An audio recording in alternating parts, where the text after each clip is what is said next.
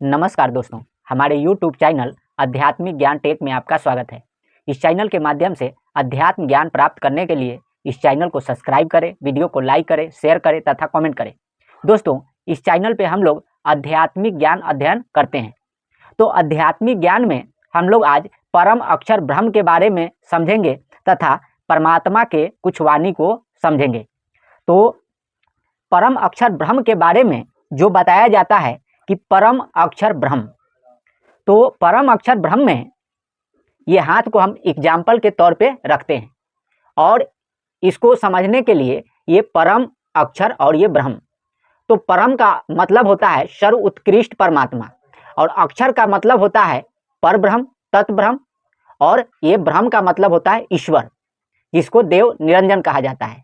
तो ये जो परम ब्रह्म है, परम अक्षर ब्रह्म है, वह निअक्षर ब्रह्म, अनादि ब्रह्म, सारे सृष्टि के मालिक सत्सुकृत वासुदेव कहा जाता है, जो 88,000 द्वीप के सृष्टि के मालिक हैं। तो ये जो परम ब्रह्म है, जो निअक्षर ब्रह्म है, वह अनादि ब्रह्म 88,000 द्वीप के सृष्टि के मालिक सत्सुकृत वासुदेव के नाम से हम लोग शास्त्रों में ज्ञान उनका अध्ययन करते हैं। और ये जो अक्षर ब्रह्म है, जिसको तत् ब्रह्म, पर ब्रह्म, परमेश्वर कहा जाता है, ये 16 द्वीप के सृष्टि के मालिक कहे जाते हैं, 16 द्वीप। और ये जो ब्रह्म है, ये ब्रह्म परमेश्वर से तप करके 7 द्वीप का राज प्राप्त किए हैं। तो ये ब्रह्म, जिनको ईश्वर देव निरंजन कहा जाता है, ये 7 द्वीप के सृष्टि के मालिक। और ये पर ब्रह्म, अक्षर ब्रह्म, तत् ब्रह्म 16 द्वीप के सृष्टि के मालिक। और ये जो पार ब्रह्म है, अनादि ब्रह्म, निअक्षर ब्रह्म, ये 88,000 द्वीप के सृष्टि के मालिक अनादि ब्रह्म, पूज ब्रह्म, अमर परमात्मा, निअक्षर ब्रह्म, कबीर देव के नाम से हम लोग जानते हैं। और ये पर ब्रह्म है, जिनको परमेश्वर, अक्षर पुरुष, इनको कहा जाता है। और ये जो ब्रह्म है, ये डाल वाले ब्रह्म, इनको देव निरंजन कहा जाता है। और ये जो पर ब्रह्म है, इनको तना वाला ब्रह्म, पर ब्रह्म, अक्षर ब्रह्म, ये ब्रह्मांड देश के स्वामी, और ये दयाल देश के स्वामी, और ये जो ब्रह्म है पिंड देश के स्वामी। तो ये दयाल देश के स्वामी, और ये ब्रह्मांड देश के स्वामी, और ये पिंड देश के स्वामी, तो इसी को कहा जाता है परम अक्षर ब्रह्म। तो ये परम अक्षर ब्रह्म में और इसके समस्त विभागों को हम लोग जान लेते हैं, तो हम लोग ब्रह्म ज्ञान समझने के लिए अपने आप को रेडी करने लगते हैं। तो ये जो ब्रह्म है, जो तीसरे पद वाला ये जो ब्रह्म है, ये ब्रह्म 2 प्रकार के हो जाते हैं, निर्गुण और सगुण। जब ये 7 द्वीप में अपने सृष्टि का विस्तार करते हैं ब्रह्म भगवान, तो निर्गुण से सगुण रूप बनाते हैं। तो जो निर्गुण ब्रह्म है, उनको देव निरंजन कहा जाता है, क्योंकि ये अक्षर ब्रह्म, जिनको पर ब्रह्म कहा जाता है, ये ब्रह्म भगवान का नामांकन पर ब्रह्म ही किए हैं। पर ब्रह्म हैं, वे ब्रह्म भगवान का नाम देव निरंजन नाम रखे हैं। तो ये ब्रह्म भगवान जब 7 द्वीप में सृष्टि का विस्तार करते हैं, तो निर्गुण से सगुण रूप बनाते हैं। तो जो सगुण ब्रह्म हैं, उनको महेश्वर ईश नाम से कहा जाता है, जो दुर्गा जी के पति हैं। तो महेश्वर और महेश्वरी जो दुर्गा जी हैं, इनके दोनों से जो पहला पुत्र उत्पन्न हुआ, उनको विष्णु जी कहा जाता है, जो 2 भुजा के भगवान हैं, तो विष्णु जी को भगवान कहा जाता है।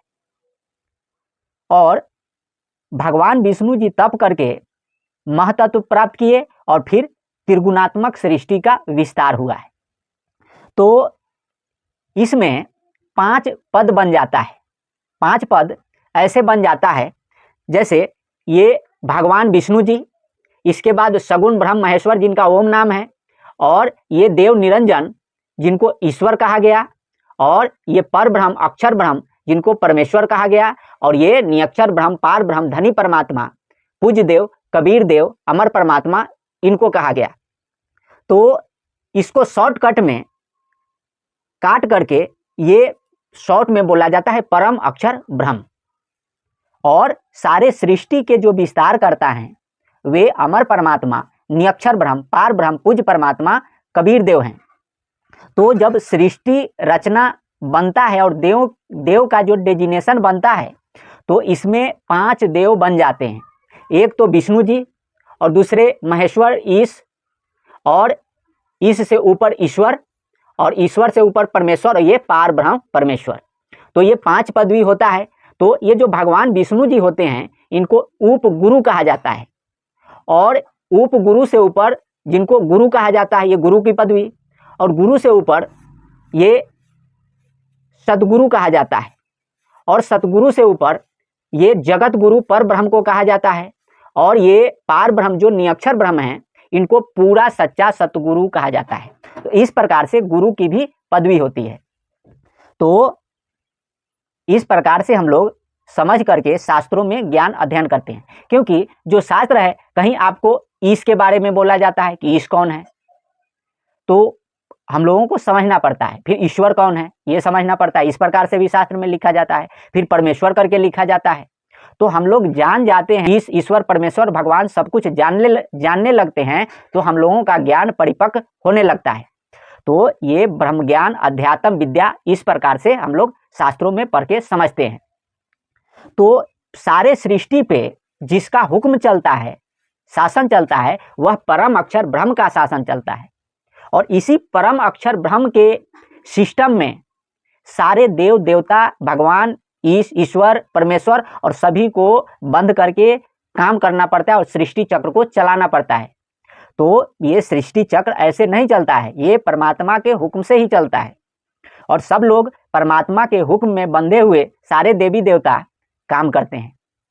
तो जो भी व्यक्ति है परमात्मा के नियम में चलता है, परमात्मा के वचन में चलता है, तो उसको तकलीफ नहीं होता है। और जो परमात्मा के नियम को तोड़ करके गलत नियम पे चलता है, परमेश्वर के नियम को तोड़ता है, तो उसको दुखों का सामना करना पड़ता है। और ये भगवान विष्णु जी को भगवान कहा जाता है, लेकिन ये जो ब्रह्मा विष्णु शंकर जी हैं इनको देवता कहा जाता है। तो ब्रह्मा विष्णु शंकर जी देवता और विष्णु जी को भगवान कहा जाता है। और महेश्वर और महेश्वरी दुर्गा जी को ईश कहा जाता है, ये ईश पदवी के अधिकारी हैं। और जो निर्गुण ब्रह्म हैं वे निर्गुण ब्रह्म ईश्वर कहे जाते हैं, जिनको देव निरंजन कहा जाता है। और धर्मराय उन्हीं को कहा जाता है, जो धर्मराय है वही ईश्वर है। और ईश्वर से ऊपर परमेश्वर है, और परमेश्वर से ऊपर पार ब्रह्म निरक्षर ब्रह्म अमर परमात्मा पूज्य परमात्मा कबीर देव हैं, जो सारे सृष्टि के मूल हैं, जनक हैं और पितामह हैं। तो नीति वचन में उसमें बताते हैं इस संसार सागर को पार करने के लिए ब्रह्म ज्ञान रूपी नौका प्रशंसा के योग्य है और उल्टी दिशा की ओर बहती है। इस नाव में ऊपर बैठने वाले पार नहीं होते, किंतु नीचे बैठने वाले पार हो जाते हैं। अतः सदा नम्रता का ही व्यवहार करना चाहिए। तो इस संसार सागर में जो ब्रह्म ज्ञान है, आत्म ज्ञान है, वह मुक्ति का साधन है और प्रशंसा के योग्य बताया गया है। लेकिन जो ज्ञान प्राप्त करके व्यक्ति अभिमान करता है, अपने आप को ज्ञानी साबित करता है, वे इस संसार सागर में ज्ञान के अभिमान से बंधते हैं। लेकिन जो ज्ञान अध्ययन करता है और अधीनी भाव नम्रता भाव में आकर के ज्ञान का अनुसरण करते हैं और परमात्मा को शरणागति करते हैं, परमात्मा के निरक्षर ब्रह्म के नाम में कृतज्ञता दिखाते हैं, वे इस संसार सागर से पार हो जाते हैं। क्योंकि उनको ज्ञान हो जाता है और वो आध्यात्मिक साधना करते हैं और परमात्मा के नाम में कृतज्ञता दिखाते हैं और अंत में परम शांति को प्राप्त कर लेते हैं। फिर नीति वचन कहता है, जो व्यक्ति मांस और मदिरा का सेवन करते हैं वे इस पृथ्वी पर बोझ हैं। इस प्रकार जो व्यक्ति निरक्षर हैं वे भी पृथ्वी पर बोझ हैं। इस प्रकार के मनुष्य रूपी पशुओं के भार से यह पृथ्वी हमेशा पीड़ित और दबी रहती है। तो जो व्यक्ति हैं ईश्वर के नियम को तोड़ करके मांस और मदिरा का सेवन करते हैं, वह व्यक्ति इस पृथ्वी पर बोझ हैं, भार हैं। और दूसरा व्यक्ति है जो ज्ञान के तरफ से मुख मोड़ करके अज्ञान के दिशा में दौड़ लगाते हैं, वे भी इस पृथ्वी पे बोझ हैं। तो उस तरफ से मन को हटा करके और ज्ञान अध्ययन करके इस मनुष्य शरीर में अपना कल्याण करना ही हेतु है। तो अपना कल्याण करना चाहिए। गरीबदास जी कहते हैं कि कंठी माला तिलक जनेऊ जम किंकर करिहें बहनेऊ, तुम पाखंड करो मत भाई भक्ति पुरातन तुम नहीं पाई। तो कंठी माला तिलक और जनेऊ ये सब जम का भरमाने वाले का साजिश है, क्योंकि जो सतभक्ति है वह आध्यात्मिक साधना है और कमल चक्र के आधार पे भक्ति है, जिसका पहला फार्मूला कबीर साहब बताते हैं कि प्रथम गुरु को वंदना, दूजा आदि गणेश, तीजा माते शारदे, कंठ करो प्रवेश। तो इस कमल के माध्यम से, चक्र के माध्यम से, मूल मंत्र के माध्यम से, उस परमात्मा के द्वारा बनाए गए विधान के माध्यम से हम लोग आह्वान करते हैं, मंत्रों का जप करते हैं, सुमिरन करते हैं, तो ये परमात्मा के नियम के हिसाब से भक्ति बनता है। जैसे मूल कमल में गणेश जी का वास होता है, स्वाद कमल में, जिसको स्वादिष्ठान चक्र भी कहा जाता है, सवित्री ब्रह्मा जी का वास निवास होता है, नाभि कमल में विष्णु लक्ष्मी जी का वास निवास होता है, और हृदय कमल में शंकर पार्वती जी का वास निवास होता है, कंठ कमल में माता शेरावाली महालक्ष्मी जी का वास निवास होता है, और कुंज कमल में पूज्य गुरुदेव अमर परमात्मा, जो इस संसार सागर में जो अध्यात्म ज्ञान देने के लिए हर एक युग में आते हैं, वो पूज्य परमात्मा कबीर देव का वास निवास होता है।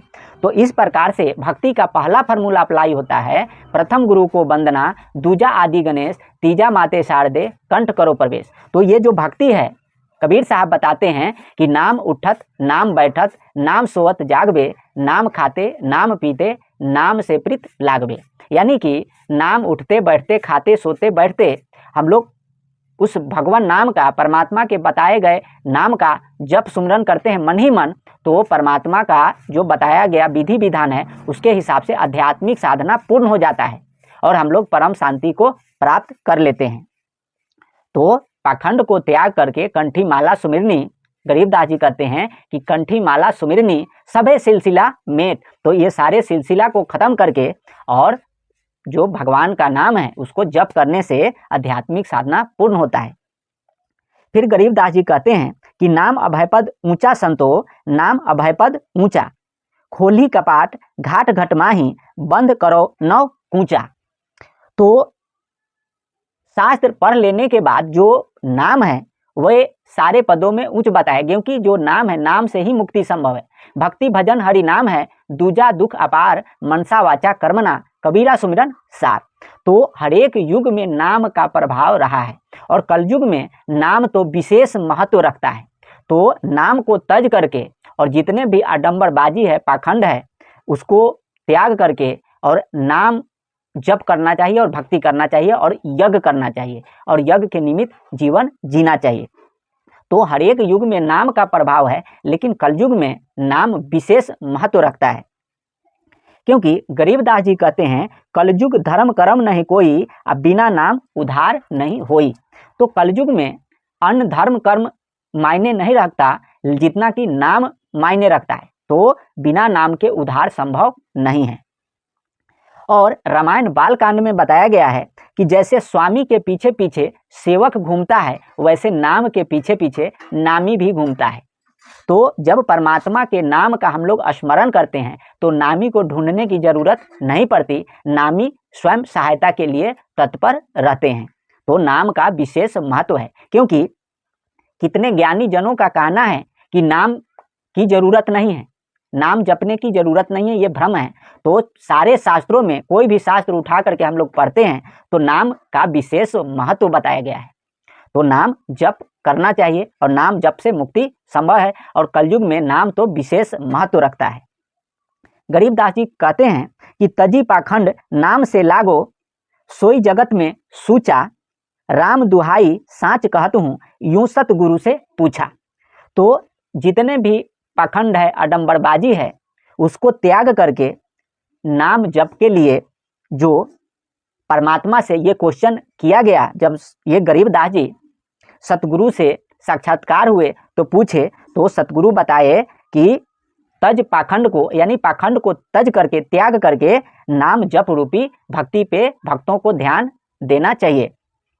तो ये राम दुहाई साच कहत हूँ, यूं सतगुरु से पूछा, ये बात गरीबदास जी महाराज पूछे तब जाकर के यहाँ लिपिबद्ध किए। फिर गरीबदास जी कहते हैं आदि अनादि भक्ति है नौधा, सुनो हमरी सीखा, गरीबदास सतगुरु के शरणे गगन मंडल में दिखा। तो आदि अनादि यानी कि जब से सृष्टि चक्र स्टार्ट हुआ है और अभी तक जो भक्ति है वह नाम की भक्ति है और नौधा भक्ति में नाम विशेष मायने रखता है। तो ये नाम के माध्यम से, नाम जप सुमिरन के माध्यम से जो गगन मंडल में है, यानी कि परमात्मा के लोक में जो सतगुरु का, परमात्मा का दीदार होता है, दर्शन होता है।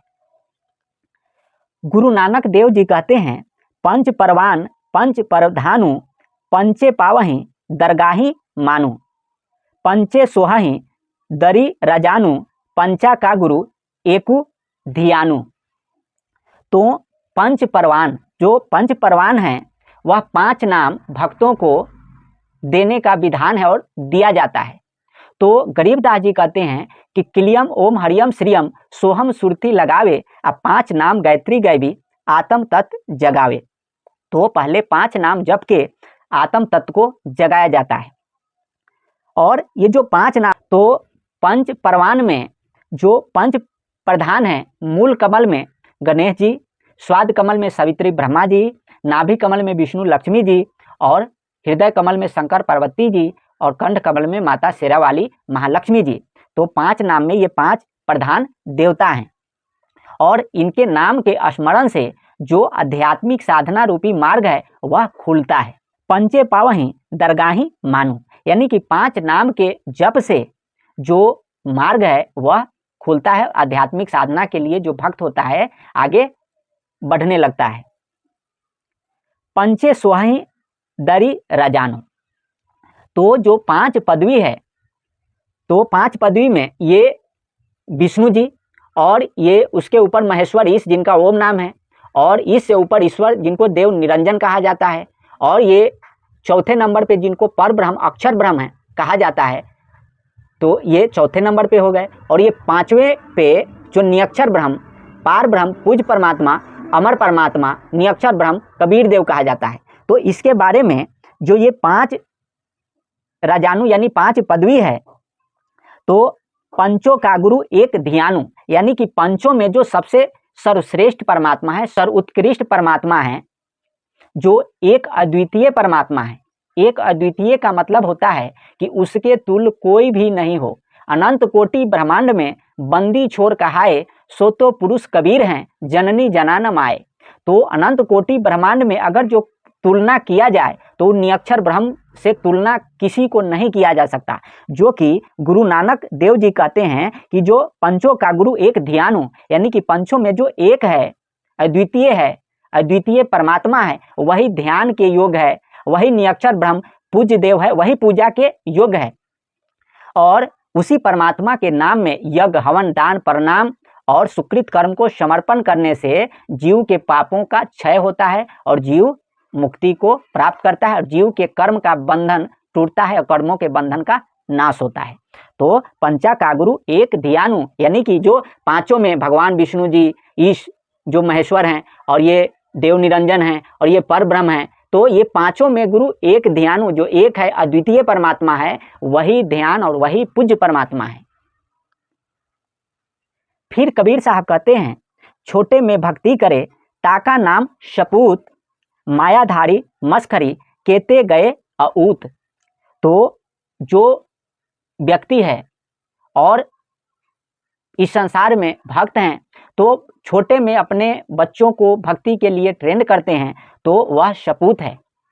और जो मायाधारी मस्करी और अडंबरबाजी में लगे रहते हैं, तो ऐसे तो कितने गए, उनके कितने जन्म बर्बाद हो लिए और 84 लाख योनियों का चक्कर लगाते रहे। तो छोटे में जो भक्ति करता है वो शपूत है, और परमात्मा के तरफ से वह जो व्यक्ति है भक्त है, मान्य है। कबीर साहब कहते हैं, गुरु गोविंद दोऊ खरे काके लागू पाए, बलिहारी गुरु आपने जिन गोविंद दियो बताई। जो पूज्य गुरुदेव हैं, अमर परमात्मा, जो नियक्षर ब्रह्म कबीर देव हैं, वह स्वयं इस संसार में आते हैं और भक्ति का विधान बताते हैं। तो परमात्मा हर एक युग में आए, जो पूज्य गुरुदेव, और वो जो पूज्य गुरुदेव हैं वे परमात्मा भी हैं। तो वह जो परमात्मा है वही परमात्मा उस परम अक्षर ब्रह्म के बारे में बताते हैं और समझाते हैं कि गुरु गोविंद दोऊ खरे, मैंने दोनों एक के साथ होते हैं। वो गुरु स्वरूप में जो परमात्मा है, नियक्षर ब्रह्म है, स्वयं आते हैं। काके लागो पाए। अब बलिहारी गुरु आपने जिन गोविंद दियो बताए। बलिहारी का मतलब होता है न्यूछावर होना, यानी कि अपने आप को उस परमात्मा के नाम पे न्यूछावर करना और उस नाम रूपी शब्द से और उस सूरत को जो गुरुदेव का रूप प्रकट होता है उससे जोड़ देना, तो वो गोविंद जो परमात्मा है वो प्राप्त किया जा सकता है। तो वो जो सतगुरु सत शब्द दृढ़ाने के लिए हर एक युग में आते हैं, वो नियक्षर ब्रह्म, पार ब्रह्म परमात्मा, अमर परमात्मा, पूज्य परमात्मा कबीर देव आते हैं। कबीर साहब कहते हैं कि सतयुग में सतसुकृत कह टेरा, त्रेता नाम मुनिंद्र मेरा, द्वापर में करुणामय कहाए और कलयुग नाम कबीर धराए। माने इस कलयुग में पूज्य चौका पे पूज्य परमात्मा कबीर देव को पूजा चौका पे विराजमान करके पूजा करना चाहिए और उनके नियक्षर ब्रह्म यानी नि शब्द आदि नाम में समस्त यज्ञ को कर्म को समर्पण करना चाहिए और उनके नाम को लेकर के दंडवत बंदगी करना चाहिए।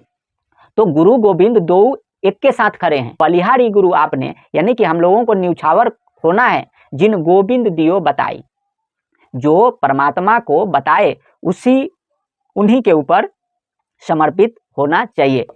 गुरुदेव के ऊपर समर्पित होते हैं जो पूज्य गुरुदेव हैं, नियक्षर ब्रह्म हैं, तो गोविंद भी मिल जाते हैं और गुरु भी मिल जाते हैं, यानी कि दोनों एक के हैं।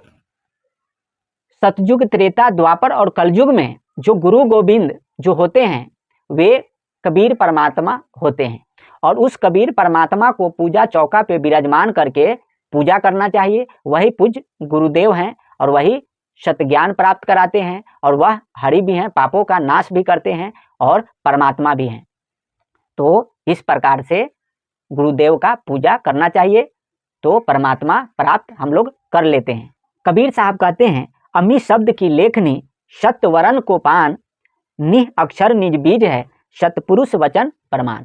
तो कबीर साहब समझाते हैं कि जो नि शब्द है, नि अक्षर निज बीज है, यानी कि निज यानी वास्तविक बीज मंत्र है उस परमात्मा के पूजा का। तो उस परमात्मा के आदि नाम में यज्ञ हवन दान प्रणाम अपने आप को समर्पण करना, समस्त कर्मों को समर्पण करना, तो समर्पण करने से दंडवत बंदगी करने से वो परमात्मा प्राप्त होते हैं। तो जो बताए कि अमी शब्द की लेखनी सत्यवरण को पान, नि अक्षर निज बीज है सतपुरुष वचन प्रमाण। तो जो सतपुरुष का मतलब होता है पूज्य पुरुष, तो वह पूज्य पुरुष है, वह इस आदि नाम को बताते हैं। तो वो जो सतपुरुष है दूसरा कोई भी नहीं कबीर परमात्मा के अतिरिक्त। फिर कबीर साहब कहते हैं गुरु गोविंद कर जानिए रहिए शब्द समाये, मिले तो दंडवत बंदगी नहीं पल पल ध्यान लगाए।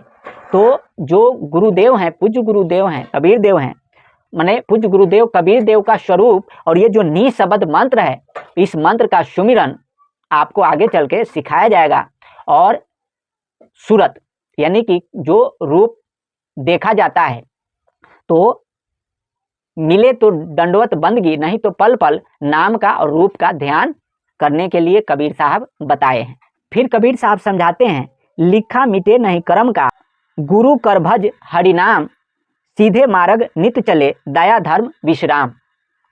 तो जो कर्मों का जो लेखा है ऐसे नहीं मिटता, तो जीवन में गुरु करना चाहिए, गुरु बनाना चाहिए और जो गुरु बताते हैं भगवान का नाम या विधि जप करना चाहिए। तो कबीर साहब बताते हैं कि प्रथम गुरु को वंदना, दूजा आदि गणेश, तीजा माते साड़ दे कंठ करो प्रवेश। तो इस फार्मूला के हिसाब से हम लोग भक्ति करते हैं तो हम लोगों का भक्ति सिद्ध होता है और जो कर्मों का रेखा है वो कटता भी है। और एक ही धर्म बताए कि सीधे मार्ग नित्य चले, यानी कि डेली एक ही धर्म के बारे में बताए, दया धर्म। क्योंकि जहाँ दया वहीं धर्म है, जहाँ लोभ वहाँ पाप, और जहाँ क्रोध वहाँ काल है, जहाँ क्षमा वहाँ आप।